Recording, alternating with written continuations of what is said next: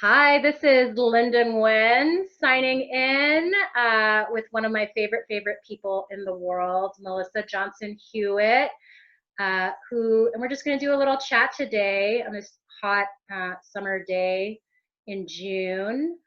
How are you doing today, Melissa?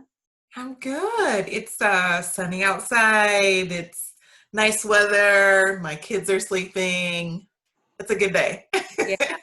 So tell folks who are tuning in what you're doing right now professionally and how have the last few months been for you? Sure. Well, let's see. I have my own consulting firm, Forward Movement Consulting, and it's about 4 years old. I started it in 2016, about 6 months after I birthed my first child. And yeah, we do coaching. I do individual coaching with nonprofit leaders and organizational development consulting for the most part. And, the last couple of years, I've really focused in on really the internal kind of culture building, racial equity work internal to organizations, whether that's connected to strategic planning or not. So, if you can imagine, like over the last few years, that work is becoming more and more in demand, and lots more organizations are asking questions of themselves that they might not have thought as important as it is in this day and age. So, in particular, the last few months have been tough, right? I mean, we've all been inside for the most part for the better of 3 months or so or more.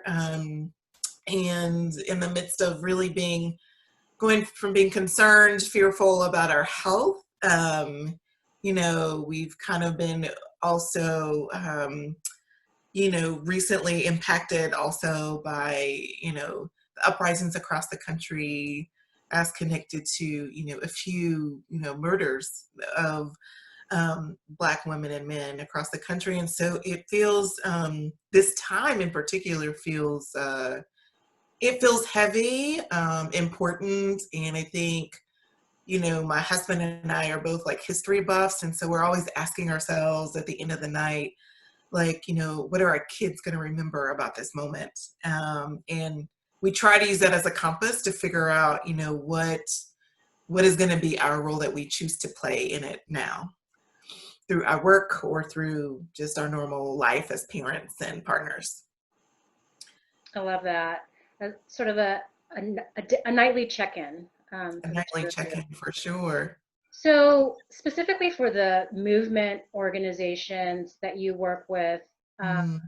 and the staff within those organizations, how do you think, those organizations are coping and dealing with the moment, and how are you helping them in that process?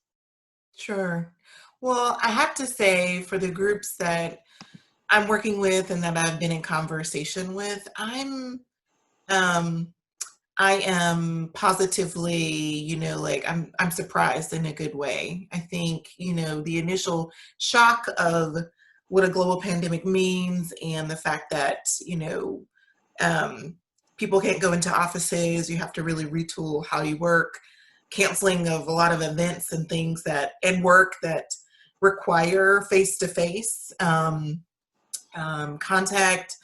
um, I think, after that kind of settled in, I've seen a lot of leaders and staff really, for the most part, fairly quickly, like scrap all that they thought was best practice, and really figure out here is what we need to do in this moment. It might buck up against everything we know about accountability or decision making, or it's like we feel like we're breaking all the rules that whatever we had before. But I'm seeing that overwhelmingly, and I attribute that to folks really leading with empathy in this moment. And it's both, an inspiring and beautiful thing to see, and also, a time of, a little bit of sadness that we actually have to, like, we've had to have this kind of pandemic or these situations to really bring folks to think of, okay, regardless of how we worked in the past, right now we are, a team of this amount of people, two of our staff aren't able to work remotely because they don't have computers at home. Um, we used to make the decisions like this, but now we're just going to make collective decisions because it has to be both aligned with the skills and capacity of people. And I think the capacity is really challenged by whatever personal circumstances people are facing while staying at home. And people's emotional and mental health are, increasingly more so, as you begin to count the weeks of folks who are staying home, really became impacted. And so I'm seeing leaders give people, Fridays off. And this is from national civil rights organizations who have over 100 staff to small, grassroots groups, in the South with 10 staff or less. It's like, regardless, valuing the people first in terms of what they need, and then trying to be as empathetic as they can as they try to retain, continue whatever programming and work they can in this moment. And so I think I'm seeing that. I'm also seeing from, if it's a nonprofit organization in particular, from the board perspective, I'm just seeing boards really step up to the plate in a new way, that is going against the grain of what you might do when there's like a recession or crisis, and that is retract. You halt any kind of extra work that you think isn't important. You figure out how to streamline expenses. All those things are, it's how we were trained to lead and be responsible. But in a moment like this, it sometimes could be the opposite of what is needed. So I'm seeing boards step out of their comfort zone, still in a responsible way, but allowing their EDs to really, continue to pay staff, even if they're working 75% time, continue to pay them full time. I'm seeing them, just allowing their directors and leadership to lead the organizations and telling them, like, this is how we need to conduct our business in this short term. And to figure out how we build scenarios around the financial or other pieces that you may have to reconcile and deal with later, but following the moral compass and the values of the organization and allowing that to really guide how they govern as a board. So while it's been tough, right, working with individuals that I might be coaching who are, there's definitely like freak out moments and places where leaders aren't as comfortable in this, adaptive leadership moment. But I'm seeing them, by leading with empathy, you sort of, are upfront and honest and clear about your strengths and your discomforts. And I think that's been a very positive place to see where leaders have been bold enough and courageous enough to go there. I really hear you talking about, empathy in this moment, about stepping out of your comfort zone. And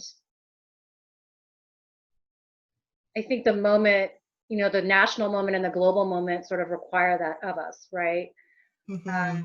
In our public conversations and our private ones at home as well. And so really great to hear those themes emerging. So you mentioned, your coaching clients. Do you think those themes of empathy and stepping out of your comfort zone are also themes that are really emerging from the conversations you're having with people that you coach? I do. I think in a slightly different perspective, I think, the ability to focus one-on-one on how you're showing up day to day. I think I've been seeing my clients really not grapple with, but really celebrate,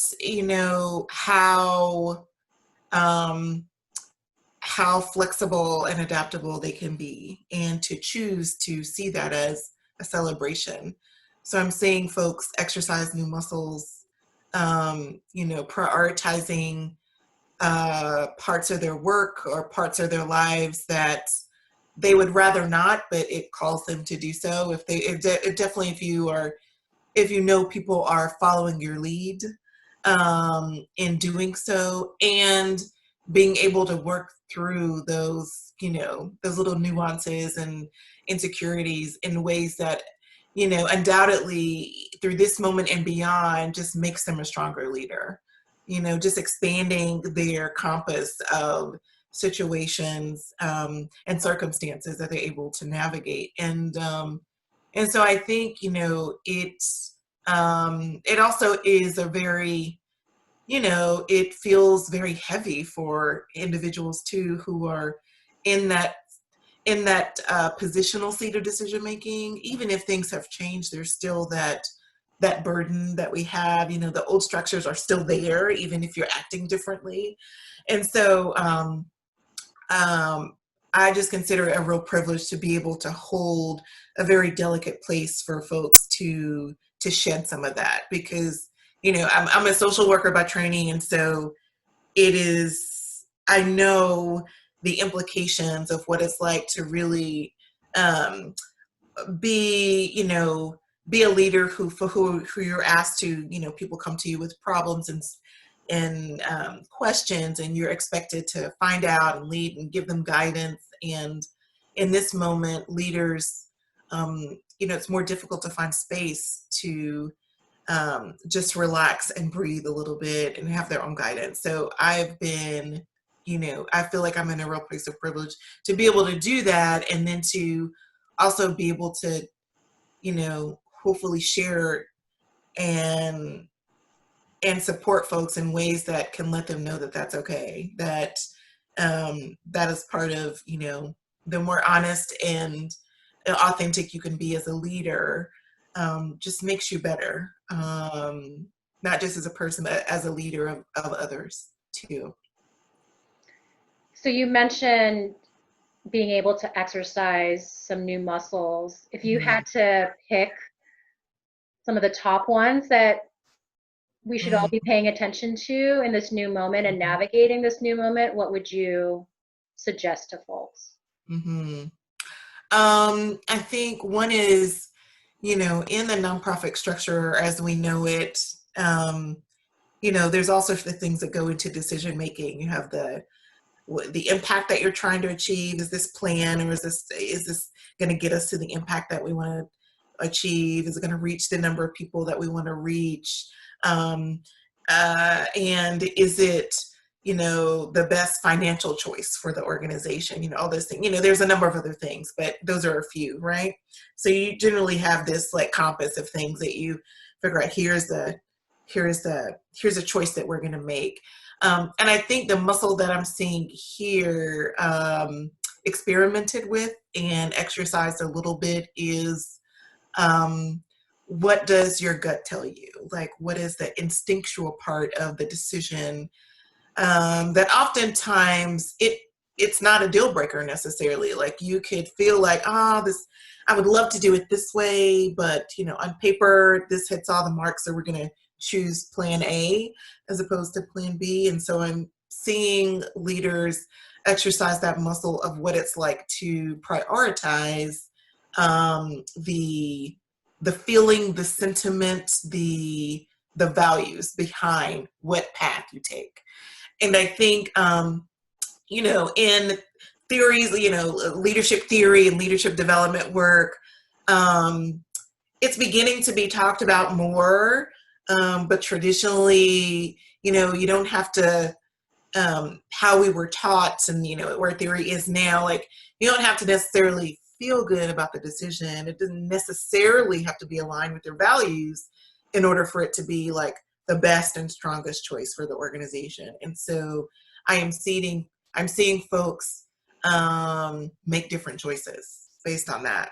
And don't get me wrong, the choice that might prioritize the values of the organization, like it's small nuances on the bigger scale, but it has to do with like the approach. Like, with plan A, we might just go in and do this. With plan B, we actually are going to, add on a component where we engage folks first and ask ourselves, it's slight things, but I think folks are fine. And maybe it shifts the financial bottom line ever so slightly.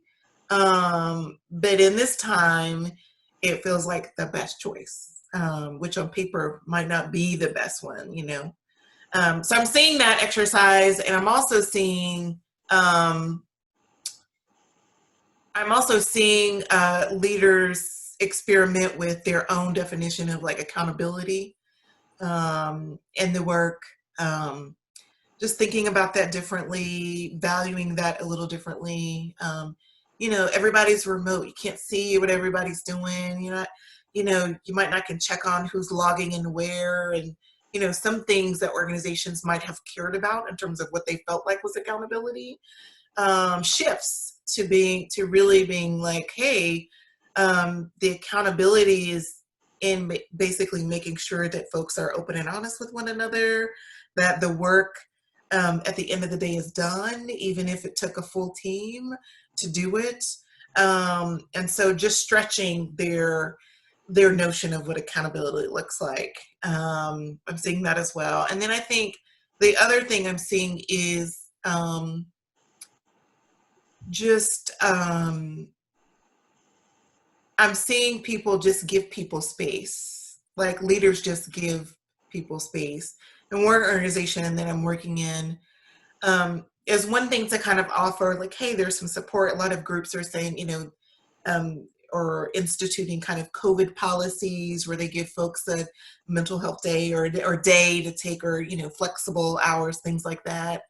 Um, and that's great if there are channels in place and relationships and trust in place where folks feel comfortable with staff being comfortable saying that they need something and taking advantage of that.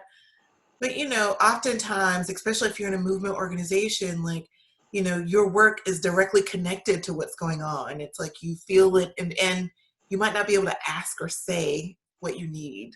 And so I'm seeing um, organizations just create space, whether people say they need it or not, just creating space, even when that's like, we're just going to do a check-in call every 2 weeks. It's not a staff meeting. It's not a whatever. It's like for folks to come on, and you might talk about the news, you might talk about whatever, but just a place of like, you know, let's just talk about ourselves and how we're doing.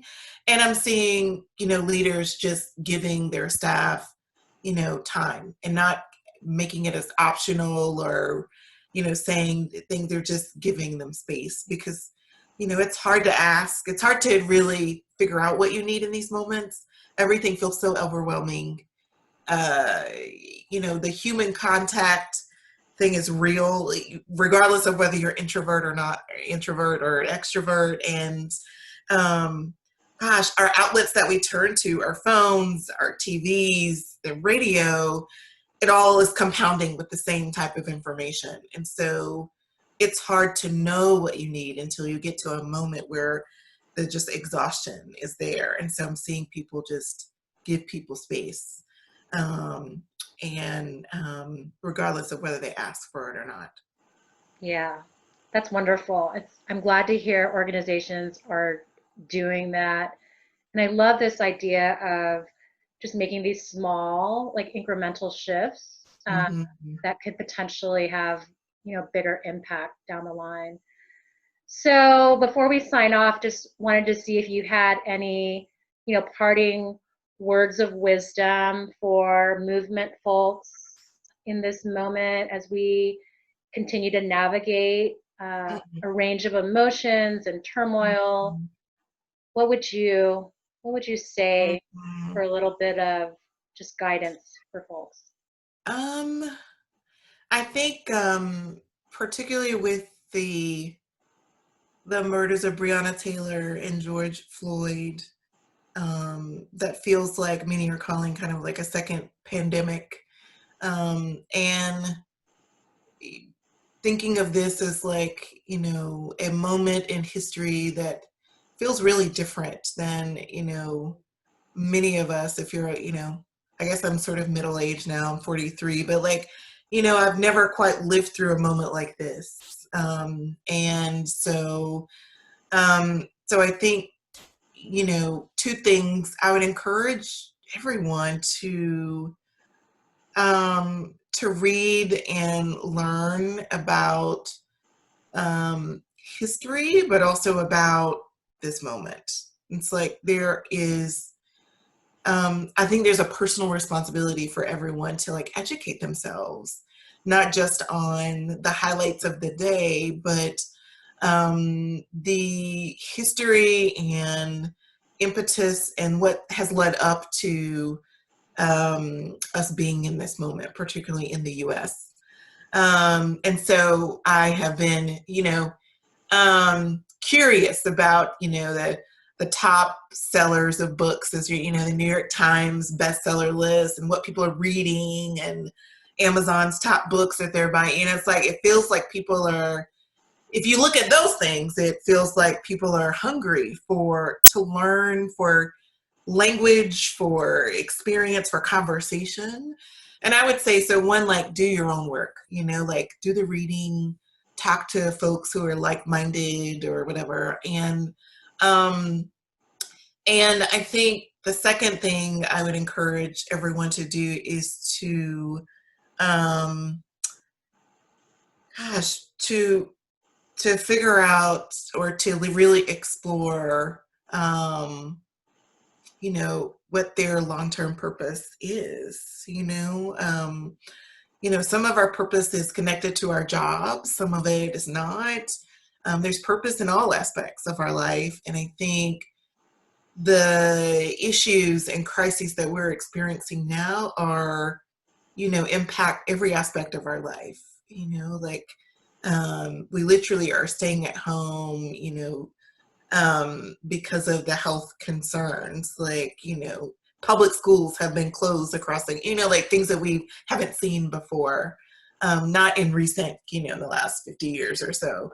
And,